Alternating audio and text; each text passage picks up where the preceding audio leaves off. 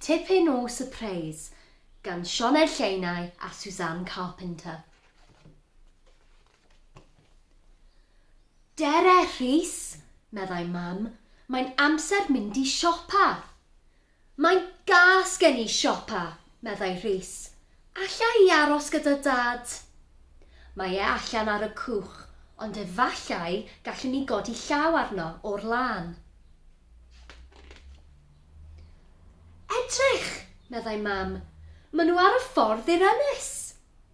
Byddai'n wych cael mynd i sgomer. Dere Rhys, os byddwn ni'n gyflym fe allwn ni weld y lori'n dod a bwyd yr archfarchnad. Waw, bananas o St Lucia. Ydy'r ynni'n honno'n debyg i sgomer, mam? Nac ydi. Mewn gwledydd poeth, mae bananas yn tyfu yng nghanol mwnciod a pharotiaid a tarantulas. Dere Rhys, fe allwn ni chwilio'r we am St Lucia ar ôl gorffen siopa.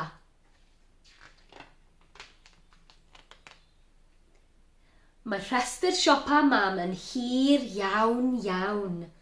Mae Rhys wedi cael llond bol. Dere mam, meddai. Ond mae mam wedi sylwi ar hen ffrind.